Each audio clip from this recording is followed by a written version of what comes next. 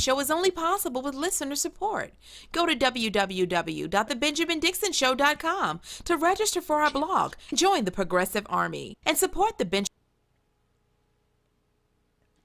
The Benjamin Dixon Show is only possible with listener support. Go to www.thebenjamindixonshow.com to register for our blog and join the Progressive Army. And now, ladies and gentlemen, we are now about to witness the truth. It's the Benjamin Dixon Show. Welcome, ladies and gentlemen, to the Benjamin Dixon Show. I am your host, Benjamin Dixon. It is Monday. What is today? April 3rd, 2017. Thanks so much for joining us. It's always a pleasure to have this opportunity to speak to you about what's happening in the news around the world. As always, I want to start by thanking our patrons without whom we couldn't do this. And, you know, even more so now more than ever, our patrons, you guys are really important. I don't know if you guys, if anyone, and forgive my, you guys is something I'm trying to not say as much, but it's stuck in my vernacular, so I'm going to end up saying it even though I'm trying not to. But you all are so important to what we do now more than ever, because YouTube, where we get revenue, has changed their rules very dramatically. And this is something we actually reported on when they first mentioned that they were going to do it. And what it is that they have done is they've cracked down on any content that is remotely controversial. For instance, over the weekend, I got at least 10 emails from YouTube saying that they could not monetize my videos on China, my videos about ISIS, my videos pointing out the white supremacy, pointing out racism, just having a conversation about these things have become equal to promoting those things. And as a result, YouTube has cracked down and they refuse to pay any advertising fees, monetization for these videos. So I would say over 60% of my videos have been demonetized by YouTube. And this is a problem that's actually, you know, it affects me, and it affects larger channels more because they have much bigger operations. They depend on a consistent income from revenue stream from YouTube, but it definitely affects our channel. And because of that, our patrons, you have become so much more important to what we do. And I'm taking this minute here because we need the patrons. We need you. We need anyone who's considered supporting the show. We need you now more than ever because we are beholden to corporations still. You know, even though I don't have to directly deal with McDonald's, Google deals with McDonald's, and McDonald's is one of the companies that have boycotted Google, and they pulled their ad revenues. You know, they pulled their ad spends rather, and we're in a place where now if I talk about, because of that, Google has said if I talk about anything remotely controversial, not promote it, not say that I'm a Nazi and Nazism is good, but if I talk about Nazis in America, then and I put that in the title or I put it in a tag, then that video cannot be monetized. This hurts the news commentary community in a very specific way, because really the only place now for content on YouTube is for fun stuff, funny stuff, not things that are relevant to the world around us. So to that end, there's going to be a lot of changing dynamics on YouTube. You know, think about like, I don't know. Think about like the Young Turks. The Young Turks, they probably have plenty of money coming from other places, but they make millions of dollars a year off of YouTube revenue alone. And if they've been hit like everyone else has been hit, I've heard reports of people being hit like losing 60% of their revenue, losing 80%. I know one guy said he lost 90% of his revenue last month alone. So if the Turks and people like that are affected on that level, that really changes their ability to deliver content. And it does the same for us. So become a patron. Support these independent shows, not just my show. Support all of the shows, the Progressive Army team. Support the Way with Anoa. Support Project Sanity. Support the Takedown with Nicholas Nowlin. Become a patron of those shows. And then whatever you have left over, then after you supported our shows, then go over there and support, whoever else you listen to. But start at home first. All right. That being said, that's about all I'm going to do, because there are a lot of good explainer videos about what's going on with Google and all their advertiser boycotts. So you can go to get an explainer video. This video is really just to prompt you to support the people that you consume media from, because we can no longer depend on ad revenue from YouTube. And we don't know if it's going to change, if or when it's going to change, but there might be some shows that are no longer on the air after this month alone. All right, enough about that. So let's talk about a couple of stories that are hitting in the news. Let's talk about what's going on with Susan Rice. Susan Rice, former national security advisor for President Obama, is in the news today. And it's fascinating what this story is. And more importantly, it's more fascinating what it is not. So it's come out that Devin Nunes, who was of the chair over the House Intelligence Committee, investigating potential collusion with Russia. The conversation that Nunes went to the White House to have. And you remember last week we covered in depth how he came out before he spoke to his committee. He began talking to the media, and he gave the impression that he went to inform President Trump of what he found. In actuality, the White House was informing him of what they found. And part of what he found, or at least part of what the White House National Security Council staffer Ezra Cohen Watnick found was that Susan Rice, in her role, this is the important fact, in her role as a national security advisor for President Obama, she made requests to have the names of people who were redacted revealed to her as a part of her investigation. Now, if you paid attention to Director Comey's testimony before the Intelligence Committee, in front of the committee on, I believe, last week or 2 weeks ago, there's a process by which two things. One, where the names of U.S. people or corporations, they're redacted from any type of intelligence or surveillance that has been gathered on foreign operatives or anyone that we have under surveillance. And so this incidental type of surveillance that happens seems to be what has happened between the Trump administration and their communications with foreign operatives. In this event, when that information, when the U.S. person or the U.S. corporation is not necessarily, one is incidental and they're not the person who's being investigated, those names are redacted. And after they have been redacted, if for the purposes of their investigation, someone in the hierarchy, the National Security Council, the National Security Agency, the FBI, or even the White House, if someone needs to know for the purposes of their investigation who this redacted name is, they can make a request and go through the process of having those names revealed. Susan Rice was one of the people who made a request, particularly in the cases with Donald Trump and Russia, or the Trump campaign and Russia. Now, as a result of this coming out by way of Ezra Cohen Watnick, and also by way of Breitbart has gotten involved with this, and some other guy, Cernovich or whatever the hell his name is. This has been quickly spun into some type of treasonous act by former National Security Advisor Susan Rice.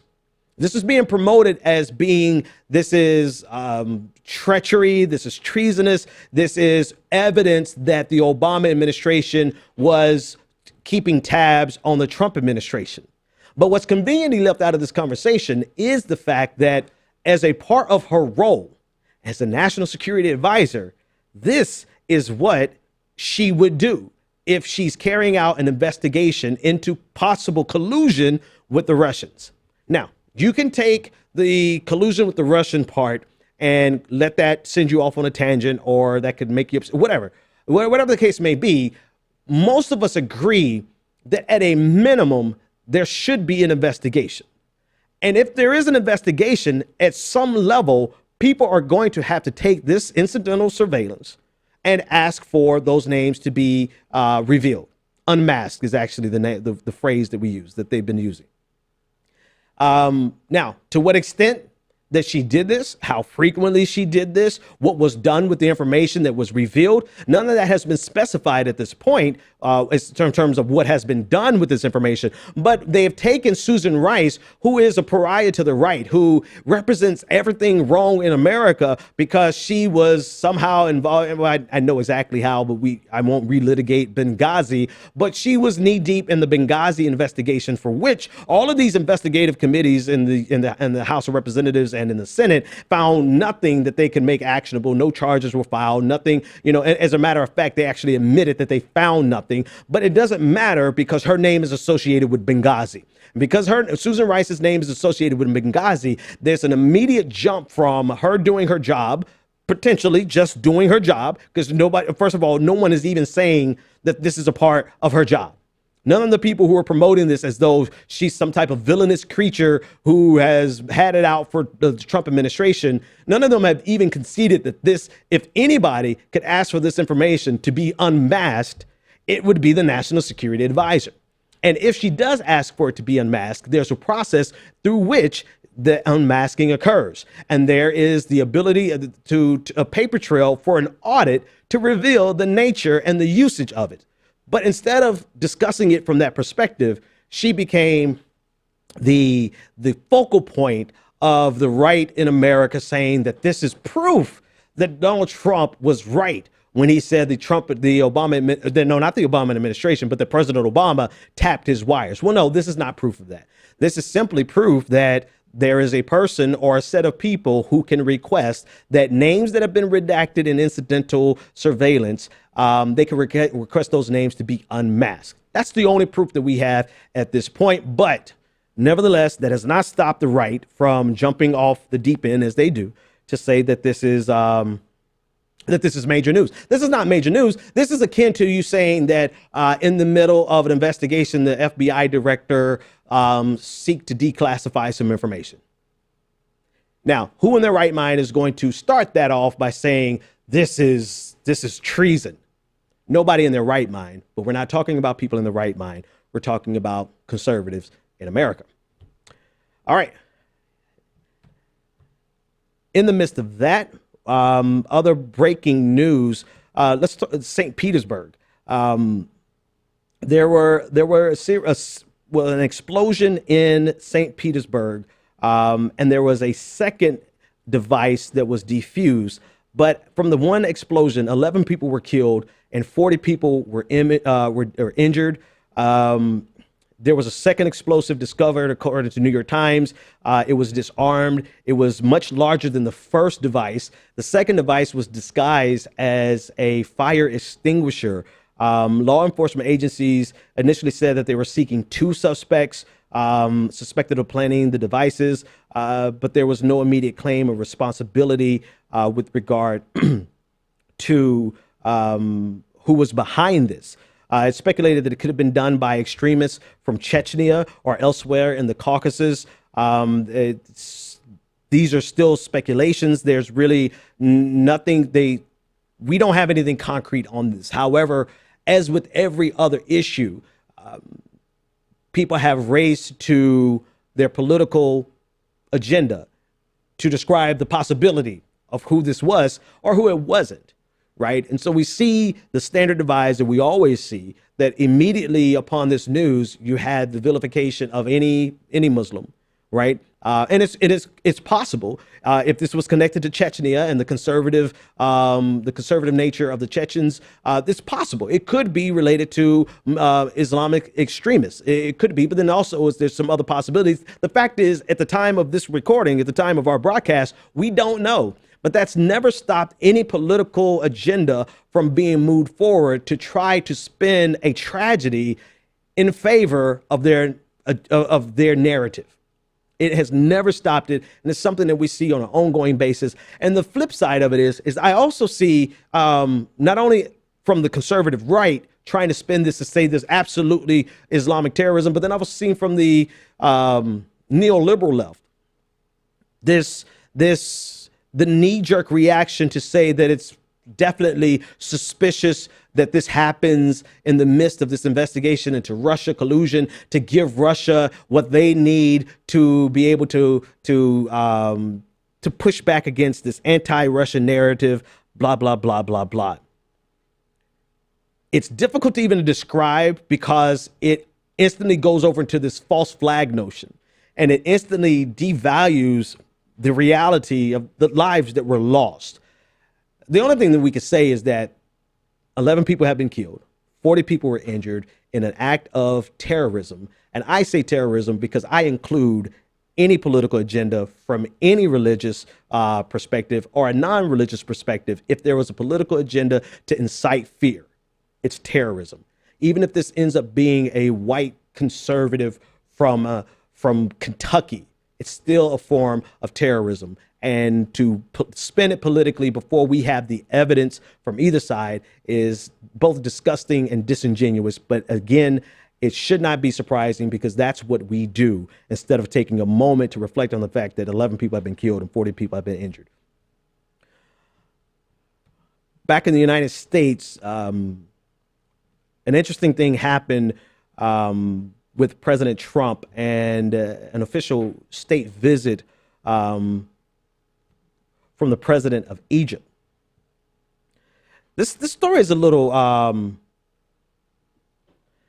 this story has a lot of different angles, and we'll take calls in a minute. 857-600-0518. Actually, before, let's pause because I know we've covered two stories. Let's pause and talk to caller, and we'll come back to Egypt. Caller, you're live on the air. What is your name, comment, and or question? My name's Amin from Buffalo, New York. Hey, how's it going, man? It's going good, great, man. Great job too. I just want to give you a shout out. Thanks, man. And my question is, have you been watching the coverage with Neil Gorsuch and the way the mainstream media have been covering it? Yeah. Like they giving it's been no talk about policy at all. The whole narrative is how can a Democrat filibuster him, and we'll just make the Senate partisan. It's already partisan, and it's a great point. Like, what will stop them from doing it the next time? They keep saying, well, if another Supreme Court justice opening happens, why don't they wait to fight this? But if they're going to get rid of the filibuster this time, why would they do it the next time? Exactly. It's just frustrating, the coverage. And one more thing I want to do before I get off, I'll keep it real brief. Yeah. There are single-payer movements going on in New York State and in California. I know more about New York because this is where I live at. Right. But we really close with the state Senate. The problem is most of the people I talk to don't even know what's going on. Okay. Like, I talk to the average person here. They don't even know the single-payer bill passed the state assembly. So we just got to do a good job, a better job of just getting the word out there, because if we don't get the word out there with important issues like this, we going to let the other side frame it. So that's all I wanted to say. Get involved in your state, and that's it. For sure. Thanks for the call. Good job, brother. Thanks.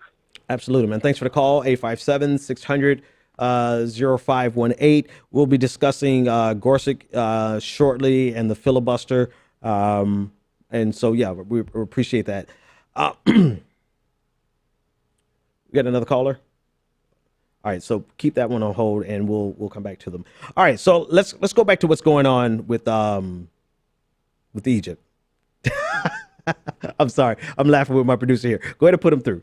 You got him there. All right, I thought we had another caller there. All right, caller, we'll take it out. Caller, who this? No. What's your name, comment, and or question? Hey, Ben, it's Nick from Oregon. Hey, Nick, how's it going? Good. So I was just going to talk to you. I just want to ask about the St. Petersburg explosion, and you just brought up kind of the whole, people making this a kind of a false flag thing. This might not be, this might be something we want to, not pay attention to as much. And I wanted to see if you could give any kind of commentary. I know that Michael Tracy, I don't know if I'm a fan of his, but, the conversation is definitely interesting to listen to about how, the whole Russia perspective that, Dems and otherwise keep advancing kind of erases people from the conversation. So his argument is kind of like, if we said, Americans are doing this, Americans who are just citizens would go, I mean, what are you talking about? I'm not involved in this. And so in that same sense of we have something where, a terrorist attack happens to affect them, and they go, "Oh, it's a false flag. This is something we shouldn't necessarily be super sympathetic to." I'm wondering if you can kind of add to that commentary in that perspective. Yeah, I definitely will, man. Thanks for the call. It really goes back to what we've already said, but you've actually added another level to it, right? I'm loath to false flags. Once your thinking has moved to the point where you dismiss something as a false flag first, that's like your first gut reaction. Then you're too vested in whatever it is you're trying to promote, right? People are dead, right? And the fact that they're dead could be the result of we don't know.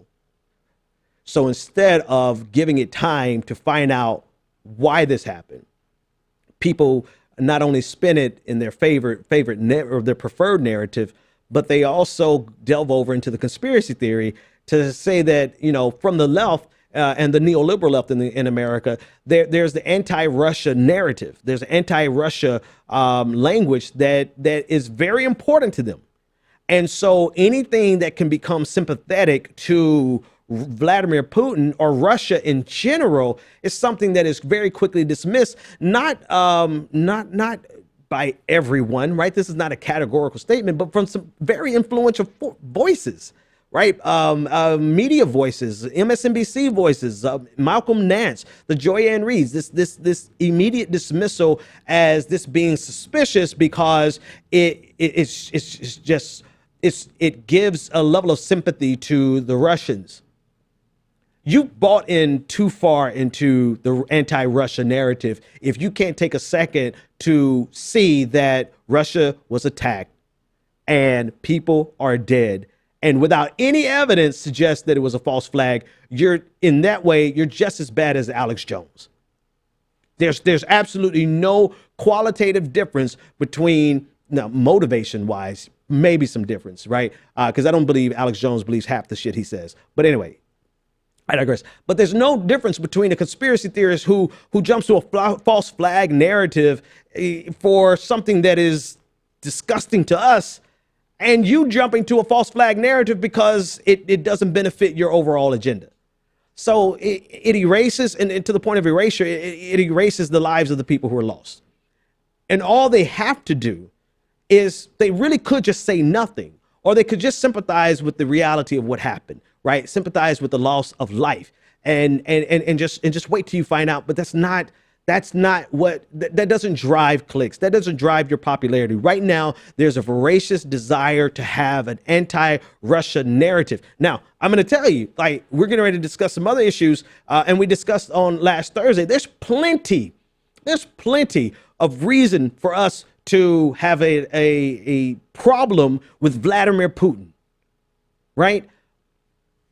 But to let that evolve into, if they speak Russian, then I automatically think that they know Trump, or this it's too similar. It is too similar to this Islamophobic rhetoric. It's too similar to it. And not draw, and it was like, okay, Ben, you're drawing a false equivalence. No, I'm not, because you've reduced a tragedy down to a false flag, right? Then you're just as nefarious to me as people who have made a false flag of everything else, and people who are so committed to their Islamophobia, so that if something happens to a Muslim population, then their instinct is to, oh, that's a false flag to make us look bad.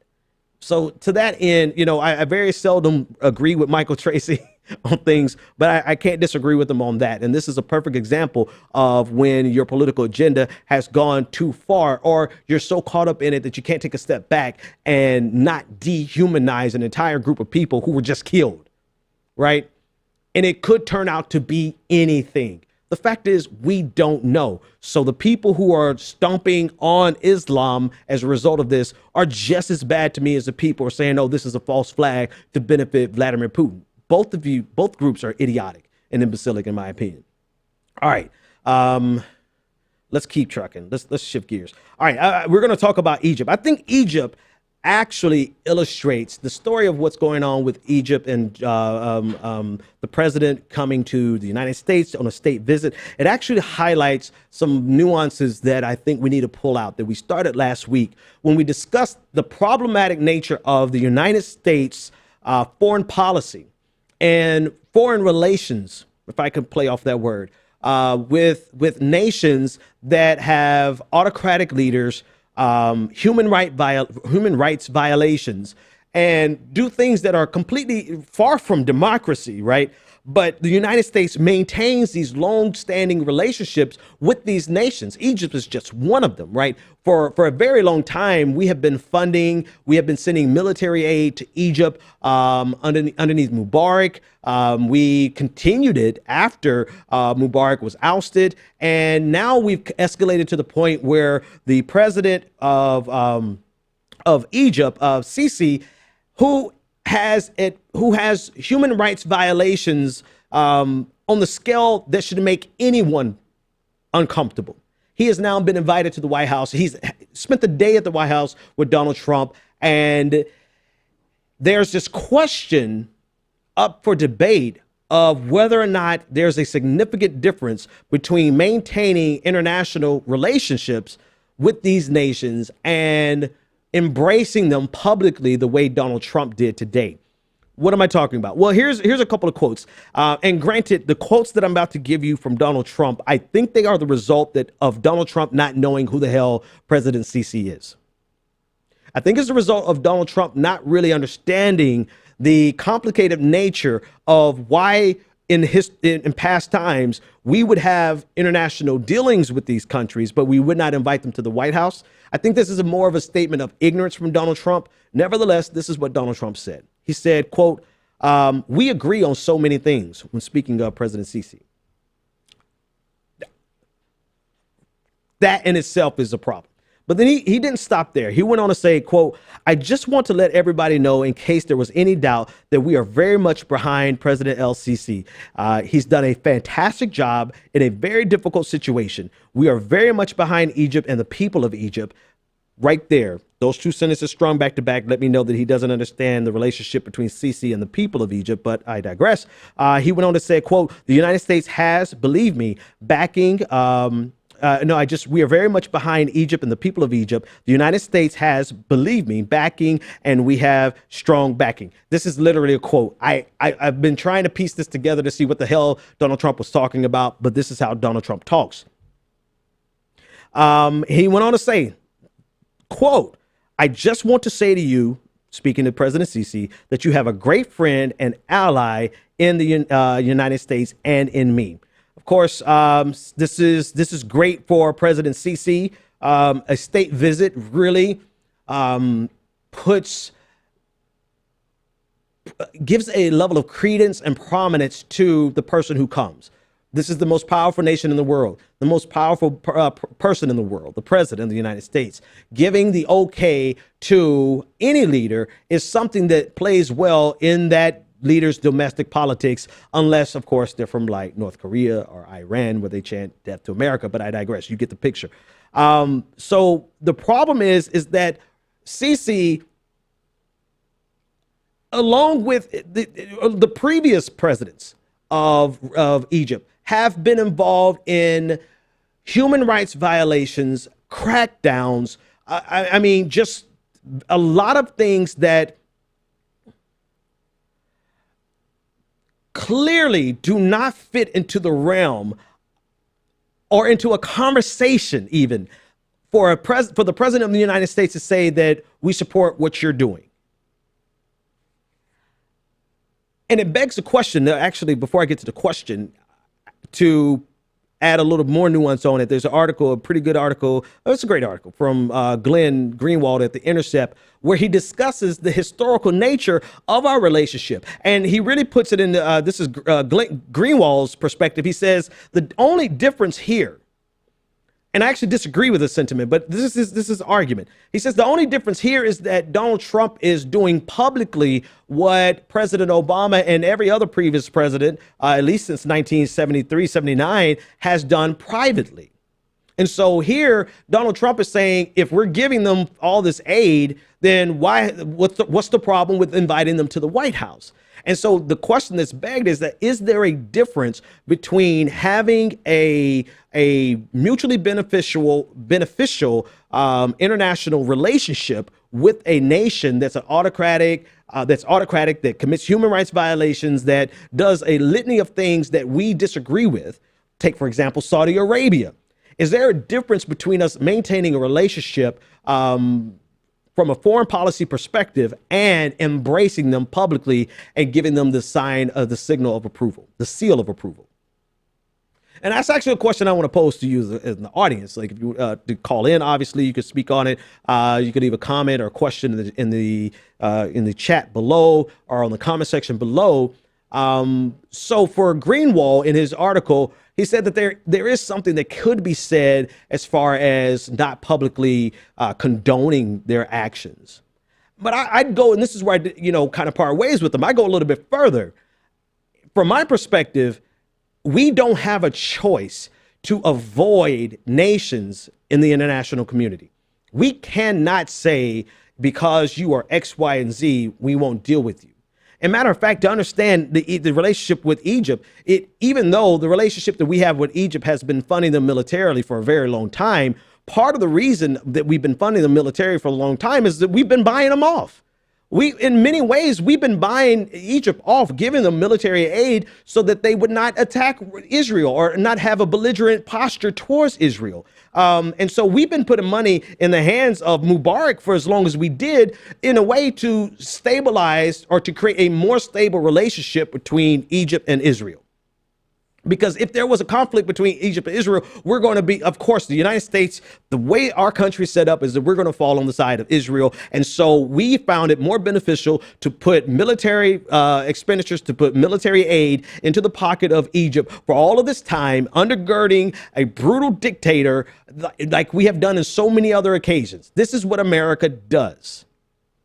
Now, we can fall and say, we can question whether or not this should be done. We can argue about whether or not we should to actually cut them off, but we are not going to interact on the international stage and not have some type of relationships with dictators. We've seen historically that we prop up dictators. This is what America does. But is there a difference between propping up a dictator or giving him military funding and then coming and saying, hey, we're okay with who you are?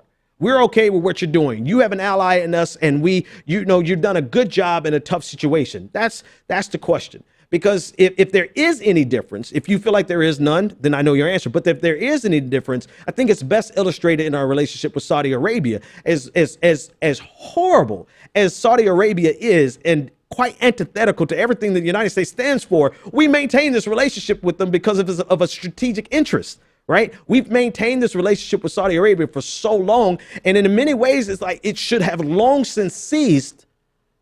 But we maintain the relationship because somebody is convinced that it is our strategic best interest, not only globally, but also specifically in the region, to maintain this relationship with a country that is far from democratic, that's far from respecting of women's rights, far from respecting the LGBTQ community, that is very barbaric, but we maintain this relationship. Now, is there a difference in your mind if President Obama not only maintained this relationship with Saudi Arabia, but invited them to the White House for a state dinner and said, hey, we support what you do. You're doing a great job in your country in the midst of a bad situation. I'm really curious to see what you all have to think. You already know where I fall. So, yeah. Just a couple of data points here so you can understand. The U.S. support for Egypt began after 1973, when Egypt lost to Israel in the Yom Kippur War. In 1979, the U.S. underneath President Carter, Egypt and Israel made peace. A couple of key points here. The U.S. guaranteed the peace by offering Egypt massive amounts of aid in exchange for the peace. So since 1979, we've been buying off Egypt. But this is the first time that we've invited the president of Egypt to the White House, to a state dinner, to a official state visit, and give him the seal of approval. And again, to come full circle to what I said at the beginning, I think the bulk of Donald Trump's statements came from the depth of his ignorance. Perhaps a state visit may not be the worst thing in the world, but when you add on top of it this seal of approval that Donald Trump gave it, then it becomes the questionable semi-controversy that it has become today. So again, I want to know your thoughts. What do you think? Is there a difference? A simple question. Is there a difference between maintaining an international relationship with a autocratic, despot, human rights violating country and inviting them and giving them the seal of approval with a state dinner? That's the question. All right, more on the international front. Actually, very consistent theme today. Chechnya over the weekend. Chechnya rounded up 100 suspected gay men, and it's reported that 3 of them have been killed. This is according to a Russian newspaper, as reported by The Guardian. And according to human rights activists, authorities in the Russian Republic of Chechnya have launched an anti-gay campaign that has led authorities to rounding up dozens of men suspected of being homosexual. According to the newspaper, there was more than 100 have been detained, and of those 100, 3 have been killed.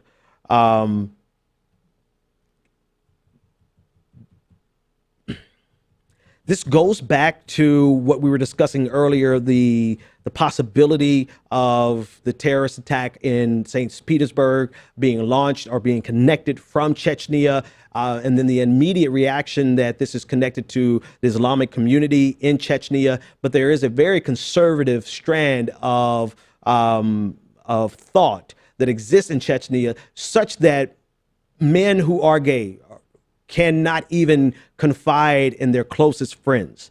In many cases, they won't even tell their own family members. And family members who find out, at least according to this one article, that find out about their family member being gay, it's a level of shame that not only affects the individual person, but ostensibly affects the entire family. This is how conservative of a community Chechnya is, the religious aspect, the religious community in Chechnya. And as a part of this, in the protest, there was a march over the weekend. 100 of the protesters have been arrested, and so far 3 have been killed. There's really not much recourse because of how draconian the policies are with regard to the LGBTQ community. And it offers a very interesting tension in our conversation here, because Russia is reporting on this, coming from some Russia media outlets, and pointing to this as an example of the problematic nature of extreme Islamic extremism. But in the same breath, Russia itself has recently passed a law that says that there's a law against LGBTQ or gay propaganda being given to young people. They have very draconian laws, and not just laws, but also the entire culture with regard to the gay community in Russia. So it's not as though Russia is recognizing or speaking to this issue because of some types of sympathy and solidarity with the LGBTQ community. It seems to be an extension of their Islamophobia that is also a part of the Russian community. But regardless of the motivations, regardless of the political narrative, the fact is 100 people have been arrested for being suspected as being gay. And of those 100, 3 people have been killed.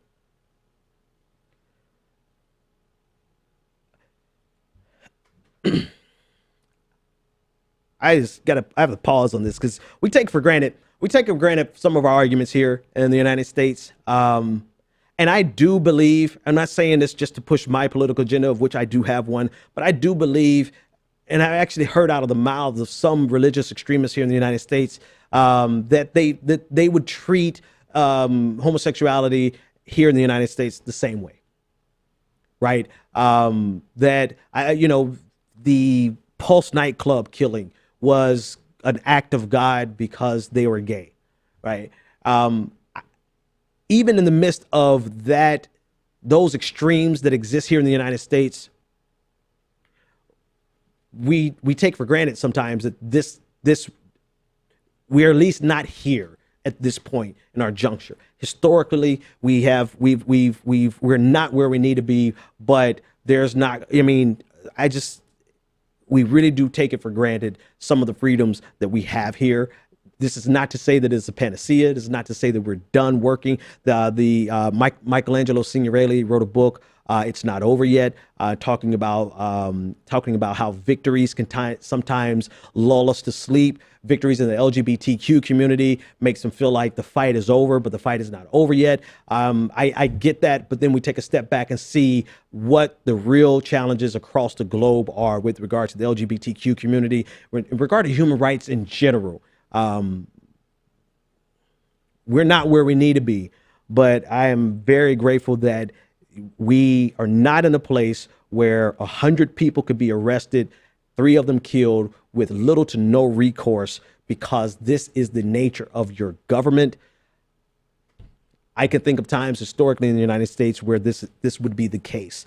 And I'm not afraid to say that I'm grateful this is not where we are. 857-600-0518. Let's talk about Neil Gorsuch. Neil Gorsuch, they're trying to get him confirmed, ladies and gentlemen. And the Democrats have found their backbone to a certain extent.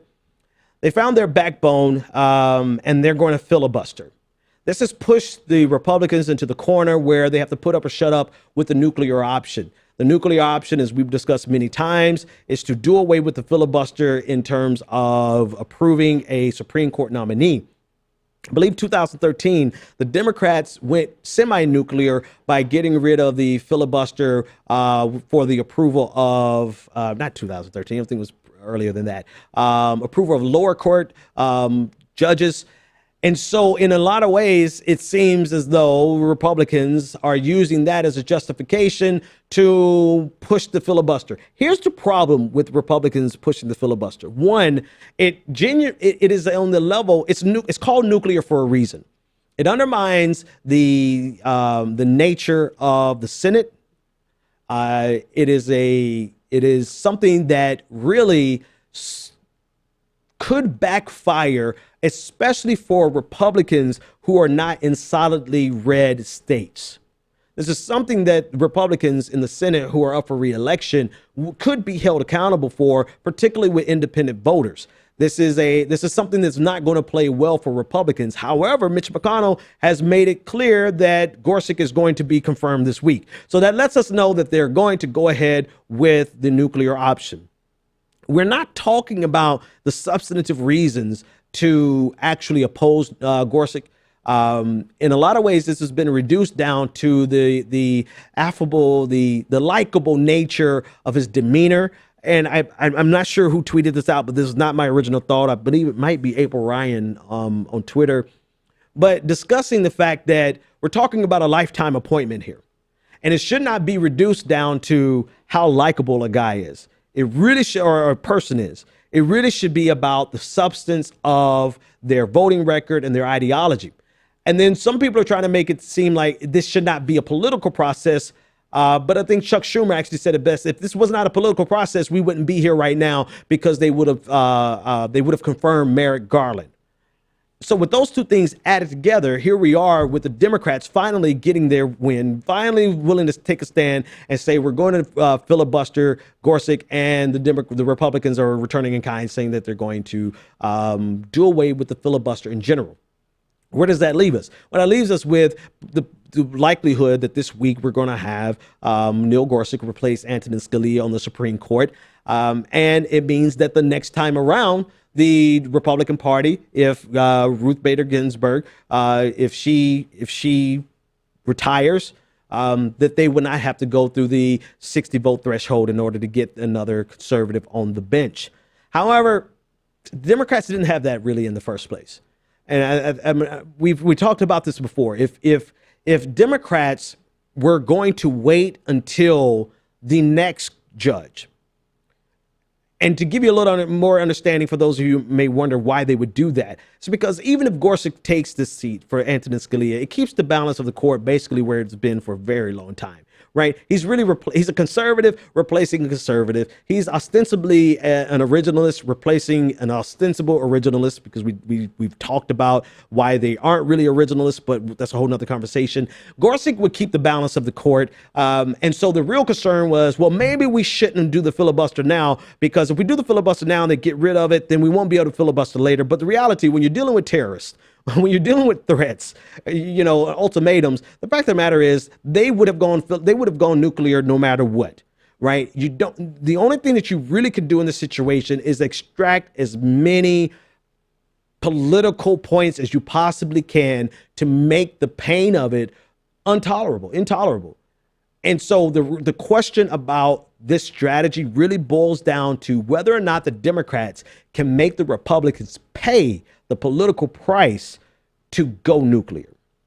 That remains to be seen, because they're just finally getting their backbone about them to oppose him for a filibuster. So we'll see if they can turn around and capitalize on politically and make the Republicans pay the political price for getting rid of the filibuster. And they absolutely should make the Republicans pay the political price, because this boils down to the political art of war, right? We cannot go into, we being political observers or politicians in general, you can't go into a political fight with an asymmetrical fight. You can't go in and with your hands tied behind your back trying to abide by a set of rules that your opponent is not abiding by. And I get all the questions. I get all the conversations about holding to your individual values. I get that. But you know what? When you're in the middle of a knockout, drag out fight, you gotta fight. And you got to play ball the same way the person fighting you is playing ball, or else you give them an advantage to consistently win over you over and over and over again. And in many ways, that's what the Democratic Party has been doing. In many ways, the Democratic Party has been capitulating to the Republican Party for the sake of the appearance of being reasonable, or the appearance of being bipartisan, the appearance of being easy to work with. They've been capitulating to the rightward shift in America for a very long time. And so it's refreshing to see them actually get a spine and say, we're going to fight, win or lose. It doesn't matter. We're going to fight because it's worth fighting. The question is, how far are they going to take it? Are they going to extract political pain points from this? We'll see. But more than likely, if Mitch McConnell has his way and they do away with the filibuster, we will have Supreme Court Justice Neil Gorsuch on the bench. 857-600-0518 is the conversation, the number to call if you want to join the conversation. I am curious. I do want to hear some of your feedback. We'll check the chat room to see what you're saying. Some of your feedback on the question that I posed a few minutes ago with regard to Egypt and any other autocratic administration that we've worked with, that we continue to work with. What do you think about the Supreme Court situation with Neil Gorsuch replacing Antonin Scalia? What do you think about the filibuster? And if you don't have anything on the top of your tongue, or top of your minds, be sure to leave it as a comment in the chat room, or tweet me at give you my old Twitter handle. It's not the BPD show anymore. What is it? Benjamin P. Dixon. Tweet me at Benjamin P. Dixon. What are your thoughts about what we've covered so far? Because I think they all, in a weird way, a lot of these stories are connected. One or two more stories before we get out of here. This is a story on the Supreme Court, story that we talked about a few weeks ago. As soon as Donald Trump came in, he asked his administration to no longer pursue the appeal with regard to the Clean Water Act. So the Supreme Court has chimed in today, and they said they will not pause a case concerning the Obama administration's clean water rule. According to thehill.com, this was a rebuke to the Trump administration. The justice's decision came down today without any real further explanation. The White House opposes the EPA's an Army Corps of Engineers rule and asked the court to hold off, quote, hold off on the case while the agencies formally considered repealing it. The rule itself really asserted federal power over small waterways, over local jurisdictions and streams, wetlands, to protect it from pollution. The very first thing Donald Trump did when he came in was to have the Justice Department no longer pursue this case. However, the Supreme Court said that we're not going to pause this case. It's still going to move forward. The actual case is the National Association of Manufacturers versus the Department of Defense.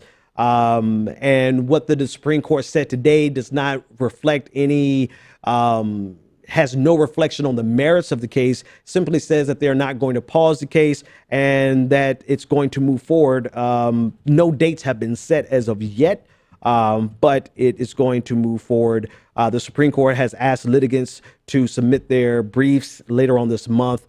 And then a date will be set in the future. All right. Couple of other things that I want to cover before we get out of here. Number one, and actually these are kind of housekeeping things. No, I'm not going to talk about that. Okay, am I going to talk about this? I don't know. Maybe. Yeah, we'll talk about that later. And, I knew there was one in here. I knew there was one in here that I didn't cover. Don't want to talk about it, though. Sorry, guys. I'm actually in the process of processing this thing. I don't want to talk about this. How much time do I have? I have enough time to talk about it. 9:51. Yeah, we can talk about it. All right. How can I falter when I'm the Rock of Gibraltar? I had to start, I had to step out of the boat so I could walk on water. So anyway, it has absolutely nothing to do. Start the clip here. Spain tells the United Kingdom not to lose its cool over Gibraltar in Brexit talks. This is a fascinating story. It's fascinating, particularly because of the hyperbolic language of one particular conservative politician from the UK, Michael Howard, who suggested that Theresa May, the Prime Minister of Britain, could go to war over Gibraltar in the same way that Margaret Thatcher went to war over the Falklands. This is in the middle of their negotiations to leave Brexit, to leave the EU, quote unquote Brexit. And in this consideration, in the negotiations, they're having a conversation over the relationship between Spain, the UK, and Gibraltar. Gibraltar connected to Spain.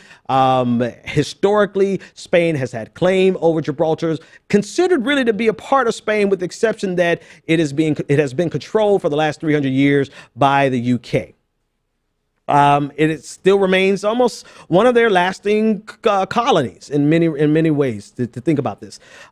In terms of the Brexit vote, Gibraltar voted 99% in favor of remaining in the EU. So the sentiment there is pretty, you don't get higher than 99. You understand? It's pretty unanimous. They wanted to remain. And in the middle of these negotiations, the EU has signaled that they are going to give special privilege or special consideration to Spain's opinion over this relationship with Gibraltar. This creates kind of a convoluted situation because as it stands right now, Gibraltar is still a part of the UK. And now saying that the UK has to worry about, in the middle of their negotiations, special treatment or special privilege given to Spain as a result of Gibraltar, that has created this environment in which Spain is now having to say, oh, calm down, particularly Michael Howard, calm down. There's no reason to discuss war over Gibraltar when we're really just talking about the negotiations. It does beg the question of trying to understand this. Why is this even an issue? Why is the EU giving a special privilege to Spain besides the historical claim over the territory, besides the geographical location? Why would they do this? The best thing that we came up here to help you understand would be Guantanamo Bay. Right. If the United States entered into negotiations with a council of Latin American nations are North American nations, and the special privilege was given to Cuba with regard to Guantanamo Bay, even though the United States owns, quote unquote, owns Guantanamo Bay, historically and geographically, Cuba would have a say. This shows you the position that the UK is in, and it shows you the position that Spain is in. I'm more taken aback by the fact that the language became quickly bellicose from this one particular politician. The reason I'm obsessed with that is because last week we just talked about one of the reasons for the EU was trying to prevent future wars, but then also the reality of looking at this from a historical perspective.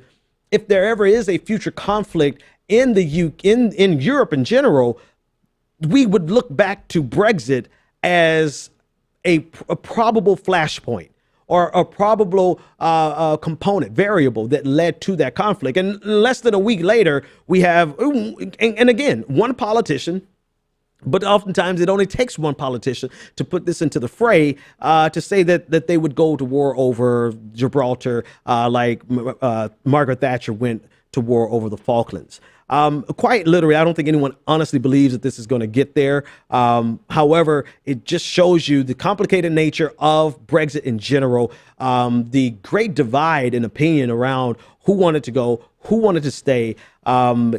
Gibraltar, much like Gibraltar, did have a referendum in, I believe, 2002, an independence referendum to leave. To get independence from Britain. They decided to stay at that point.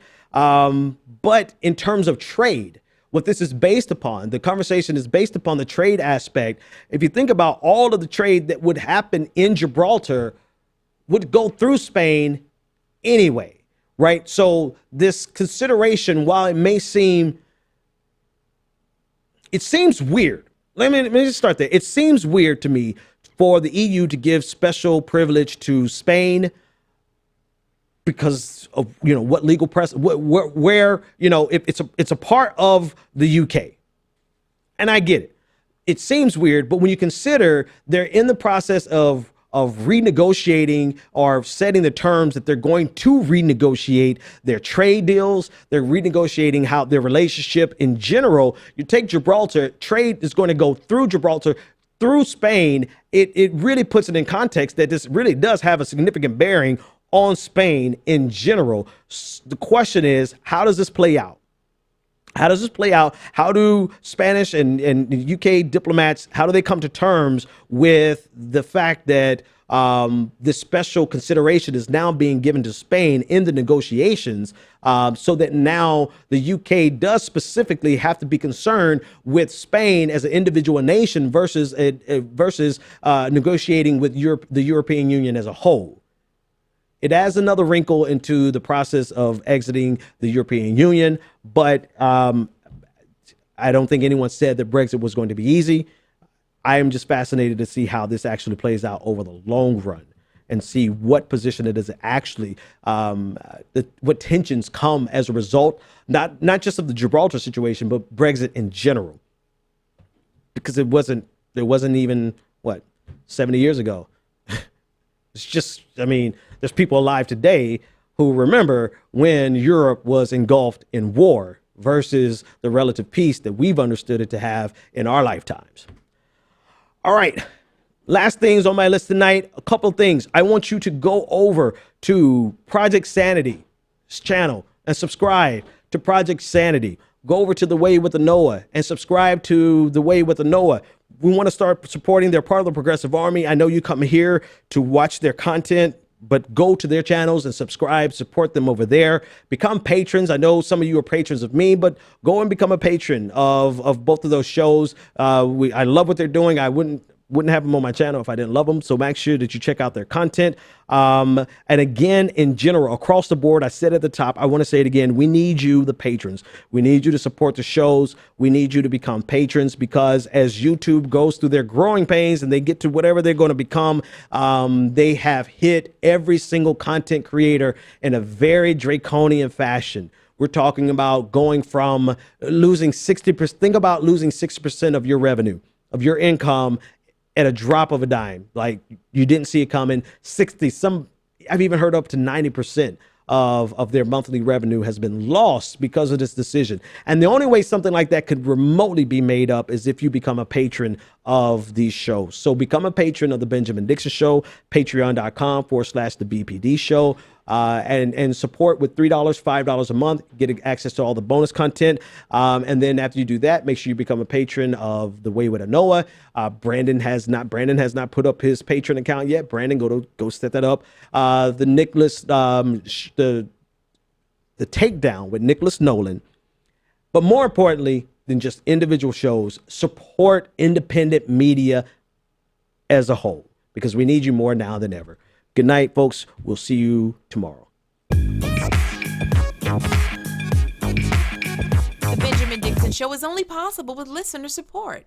Go to www.thebenjamindixonshow.com to register for our blog, join the Progressive Army, and support the Benjamin Dixon Show. It's Ben Dixon! If you like this episode, be sure to share, like, and subscribe.